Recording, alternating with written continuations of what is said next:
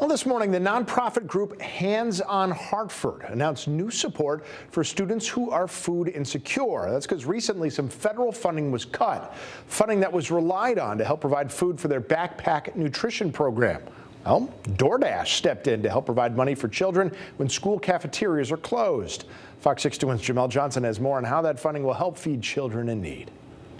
Food is loaded into these backpacks every week to help students in Hartford on the weekend dealing with food insecurity. The program has expanded every year since 2016, but recent federal funding cuts have threatened the amount of food the program can hand out. 7 schools and 230 students.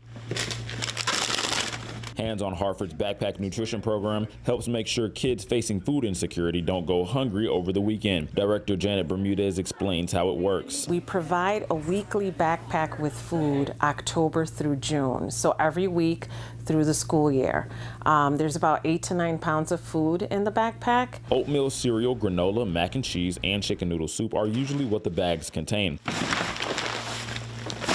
Years ago, the pantry added fresh fruit to the menu, but was only able to provide the fruit twice a month. That is until they received $60,000 in federal funding through the local food purchase agreement. That was our opportunity where we said, all right, here we go. We can provide, fruit every single week, a couple of pieces per child.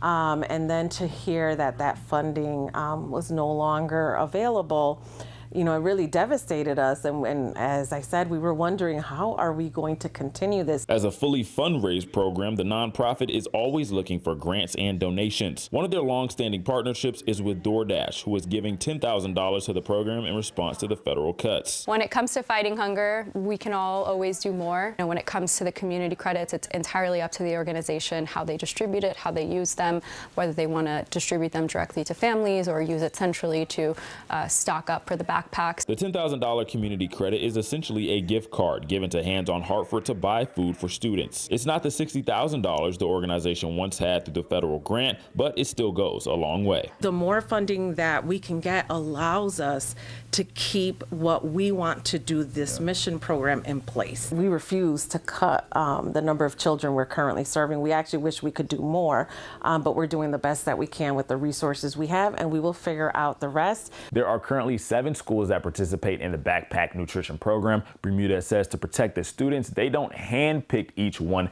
themselves. Instead, the school accepts the donations and then they hand them to each participating student.